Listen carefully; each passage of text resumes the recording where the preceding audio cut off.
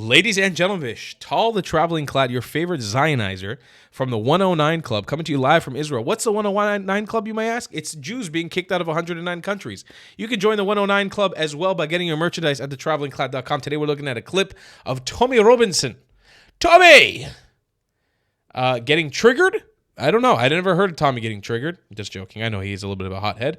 Let's take a look at this clip. I'm excited to see it. Do you understand why? Because Charlie Kirk got executed, yeah? So Charlie Kirk was not far right? Was he? Because he was... Do you think he was far right? He said to be. Said to be by journalists who know nothing like you. By who? By people. But you tell me, what views did Charlie Kirk hold that made him far right? He believed in the family. Again, I'm not saying Charlie Kirk's far right. You said Charlie Kirk was far right. No, I don't say. I said some people say. Some people say. So because some people say, lying, smearing, slandering journalists, yeah, who, as we've just established, have no evidence, you've just going to call me far right. I've asked you what makes me far right. Silence. As much research on that as you have on Islam. Jesus, so come on, let's just get this point again, because before you write your article, what makes me far right? I don't know what I see. You want it? You want to... What makes me far right? What makes me far right? You want to trap me? Oh, no, I'm not trapping you. What makes me far right? So you co-founded the Defense League? It's not really... So I co-founded, just so for your information, Left, right, as a journalist, so I co-founded the English Defence League. The entire time it was set, I was leader of it. It said hooligan. No, it's not hooligan. The Scotland Yard, our police force, has a domestic extremism unit. The entire time I led the English Defence League, it was categorised by the experts in Scotland Yard as a centrist organisation. Did you know that the English Defence League had a Jewish division? Did you know that? A gay and lesbian division? A Sikh division? A Hindu division? Does it sound very far right? So the media, again, just because the media called it far right. I didn't know that, to be fair. I didn't know that. You're independent. You're doing your own research. So again, what is it in your research against me have you found that justifies calling me far right? The way you speak of Muslims. I haven't spoken of Muslims, I spoke of Islam. When did I mention Muslims? You mentioned Muslims. I spoke about Islam. Everything I've said was about Islam and the Prophet Muhammad. So, again, do you believe in blasphemy laws? What that? Blasphemy, protection, again, for religion. Or should religion... Blasphemy. No, I don't. You don't believe in blasphemy. So, because I speak negatively against Islam, that's what you believe entitles you to call me far right. That's it. Yeah. So just to get that one point, just to really nail it home here, if I was a critic of Christianity, would that make me far right? Let's look at some atheists out there. Richard Dawkins, for example. Would he be far right for being a critic of Christianity? Tommy, you're good, bro. You are good, Tommy. Expert opinion. Would he be far right for criticising Christianity? I don't know. I don't know. Point proven anyway. I just want to prove my point, man. It's like a special protection is given to... Yeah, you can have a look. Okay. You're going to speak to people if you want? No, Look, there's a comment. So this is live, okay. This is live. Okay. And I haven't done this to embarrass you. Okay? Yeah, you do. Have I embarrassed you? Everybody's looking at me now and... Well, everybody's going to be... Listen, love, you're about to run an article where you're going to call me far right. So if anyone should be upset here, it should be me, yeah? Because we've just established you've got no grounds to do it. We've established you know nothing about Islam, and we've established that you're the so-called French expert on this issue. So I love this man. I love this man. I've just used this evidence. More and more clips I see of Tommy, the more I double down on my love for him. I fucking love this man. Bro, execution. Perfect. And by the way, last night, I got invited. He's coming to Israel soon. I got invited. Somebody sent me, I don't want to say the name just in case they want to be protected. Somebody sent me VIP tickets to go meet Tommy. So hopefully I'm meeting Tommy very soon in Israel. I'm extremely excited for that. Shake his hand. Let him know.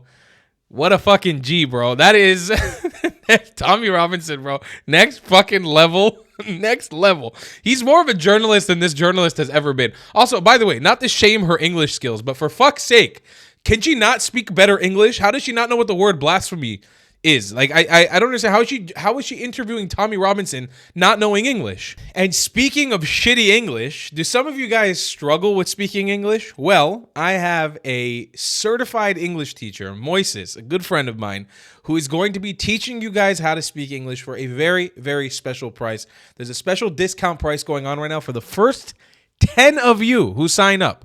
So wherever you're watching from, I know most of you guys watching have good English, but if you guys are watching from countries that maybe struggle with the English language and you want to learn English like an American, like me, with my accent, to speak like an American style English, you want to create content, you want to speak fluently and thoroughly like me, go right now on WhatsApp and message +1 786 715 9184. No matter where you are in the world, this is a digital course.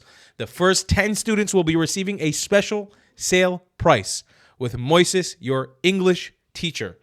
This is going to be awesome, and you guys are going to thank me for doing this. If you struggle with English, I highly recommend you do it, and let's get right back into the video. And we continue. This video to basically expose really the mainstream media. That's what I've done it for. Yeah, but okay. It's hard for me to defend because it's not my language, so it's kind of... See, that's why I said you guys should do the English course. It's not her language. Don't be like her.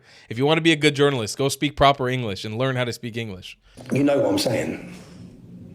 You're going to call me far right. Yeah. Yeah. And you don't want? I'm not far right. It's a smear. It's a smear. It's an unfair smear.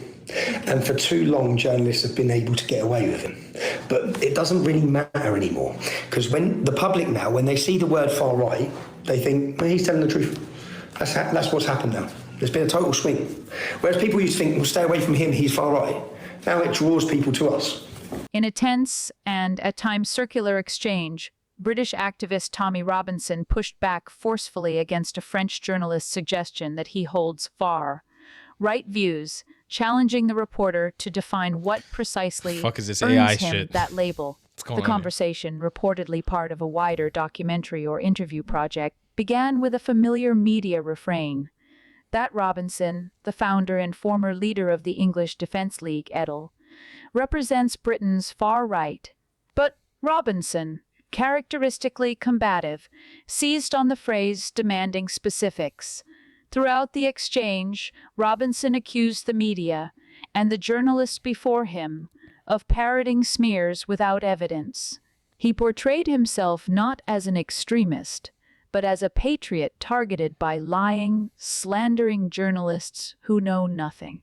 The scene encapsulates a pattern familiar in Robinson's media appearances, a deliberate reframing of the debate from ideology to credibility, challenging journalists to defend their own methods, and in doing so, painting himself as a victim of lazy or based reporting.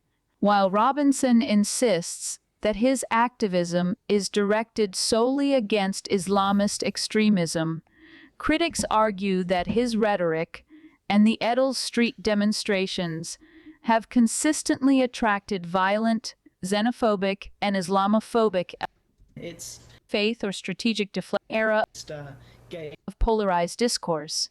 And that was an extremely damning report that Ben just gave from the streets of Manhattan.